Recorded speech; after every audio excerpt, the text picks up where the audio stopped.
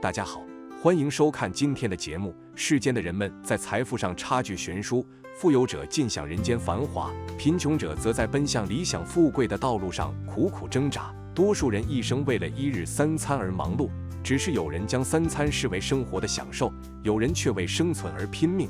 古语云：虎口夫子眼，钱财用不尽。所谓虎口夫子眼，究竟指的是什么？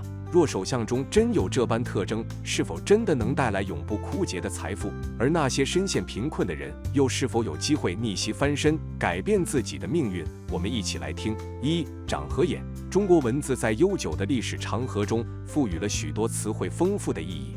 由于避讳与文字狱的存在，一些字被赋予了特殊的解读，逐渐融入面相与手相的学问中，成为阴阳学说的一部分。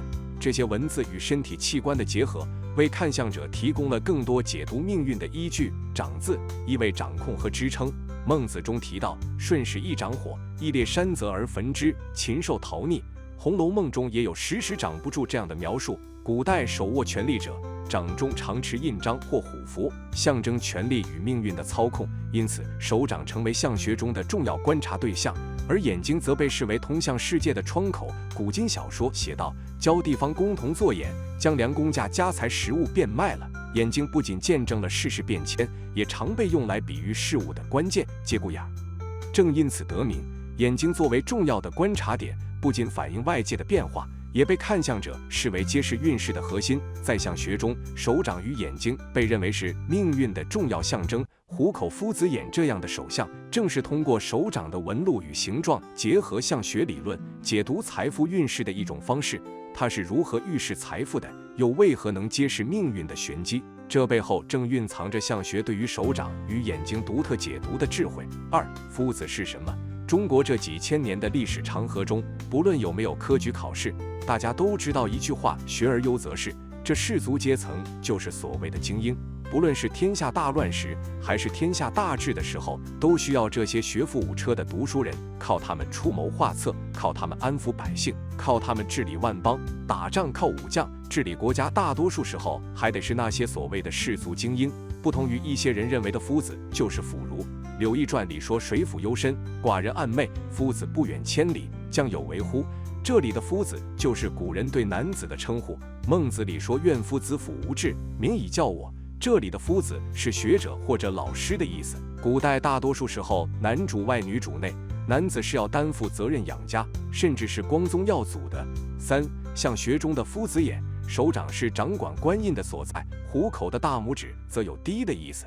灵鹫里说：“赤色出两拳，大如拇指者，病虽小愈，必卒死。”从这里可以看出，古人认为大拇指是5个手指里最强的存在。夫子眼是啥呢？夫子眼就是拇指的第一指节处有像眼睛一样的纹路，左右手都有的话，代表了一生都会很好。左手代表了前半生，右手代表了后半生。夫子是对古代男性的称呼，后来因为儒学成为显学，成为对孔子的尊称，也泛指为人师表者。韩愈《重达章集书》历说：“自文王梅、武王、周公、成、康项羽守之，礼乐皆在，疾乎夫子未久也。自夫子而疾乎孟子未久也。”有了夫子眼，就相当于有看透世界本质的力量。古代孔门可是能文章通天的存在。一个人的手掌虎口处长了一个夫子眼，在古人看来，这一切都预示着这个人将来会成为最强的人存在于世。一个强者在世，文士最强肯定做官，是古人万般皆下品，唯有读书高的体现。武将沙场建功封侯拜相，做生意可以像吕不韦那样奇货可居，看清行业的大事。这些人里面，哪个也不会缺了钱财啊！纵观历史，我们可以看到许多追求财富的人，最终陷入了无止境的欲望和竞争中，失去了真正的幸福与满足感。他们一味追逐金钱，却忽略了对于内心修养和精神层面的追求。因此，我们在追求财富和利益的同时，也应该注重内心的成长和价值观的培养。所以，我们需要明确夫子眼的概念，并非只限于追求金钱方面，它更多的代表了一种聪明智慧与洞察力。通过培养自己的思维能力和见识，我们能够在生活中更好地把握机会，解决问题，并取得事业和生活上的成功。总之，虎口夫子眼，钱财用不尽。他告诉我们，成功并不仅仅依赖于金钱的堆积，更需要智慧与眼光。如果我们只追逐物质财富，而忽视了内心的满足和精神的追求，那么即使拥有再多的财富，也无法真正获得快乐和幸福。因此，在追求财富的同时，我们更要努力提升自己的智慧和素养，用夫子眼来看待世界，把握人生，让自己的人生更加充实和有意义。每个人去看相的时候，内心的想法都是希望得到心灵上的慰藉，困难是不会自己跑的。在压力太大的时候，就想缓解一下内心的压力，重新调整自己的状态，然后向着困难前进，直到最后击败困境，走上人生的另一层台阶。世界是物质的，神灵可能是存在人们内心里的，不然压力太大时，拿什么帮自己缓解成动力呢？像虎口夫子眼，钱财用不尽之类的俗语还有很多，不知道大家听过这样一个俗语没有？十指簸箕没有斗，只往外簸没处装。什么意思？理解这句话的意思，首先得搞清楚什么是簸箕和斗。每个人都有自己的指纹，每个人的指纹都是独一无二的。斗和簸箕都指的是人手指上的指纹。从人的指纹上看，指纹重合的可能性简直太小了。但是要论指纹的样式和种类，仔细看你的指纹，纹路基本上就分两种：窝纹与流纹，这是其学名。用通俗的词语来讲，即我们大众所熟悉的斗与簸箕。斗就是手指肚的纹路是一个椭圆，从中间闭合的圆圈处向外绕圈，始终不离圆形状，就像是一圈一圈能包起来的，有点像扁扁的树的年轮。手指上的斗和古代量粮食的斗比较相似，所以就将这种情况称为斗。簸箕顾名思义是形似簸箕的线条，这种指纹是不规则的，呈现一种半圆形，向着一边开口，类似向着指根敞开的簸箕，一条条互不相连。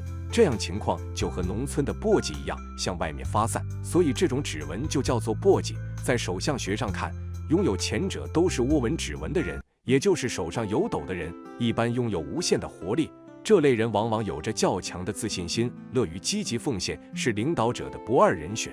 但同时也因为有着十足的干劲与热情，经常会陷入希望越大、失望越大的沼泽里，抗压能力较弱，所以以平常心对待得失。拥有后者全是流纹指纹的人，也就是手上有簸箕的人，个性很是温和，不太喜欢张扬，总是低调行事。他们懂得张弛有度，故而也耐心十足，承受挫折的能力也较强，亦是一个耿直老实的直性子，需要注意口舌是非，切忌冲动说出令自己后悔的话语。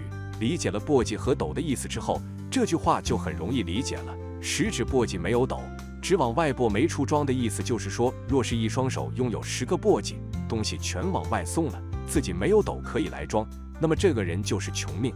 即便是有了钱财，也守不住，手中留不住财富，自然家里日子就过不好了。老祖宗为何要这么说呢？簸箕和斗都是一种容器，簸箕和斗的作用不同，但是对于农民朋友来说，有着独特的情感。斗一般都是放米面用的，越多代表着收成越好，手上的斗多，那就能装很多有用的东西，手中有财富也能很好的把握住，自然能够把握住财富的人也是富贵命了。而簸箕的用途就完全不一样了，簸箕就是专门往外倒垃圾的。如果一只手上有10个簸箕，那还不有啥都要往外扔，手中留不住财富，自然家里日子就过不好了。而簸箕就不一样了，簸箕则是用来清理粮食里面的杂质的，意味着有东西流出。手指都是簸箕的人，通常就会被说成是存不住钱的人，他们的手和簸箕一样，将钱都散出去了。在现在看来，这句话并没有什么科学根据，这都是古人对于美好日子的一种寄托。好了，今天的分享就到这里，愿您时时心清静，日日是吉祥，期待下次与您的分享。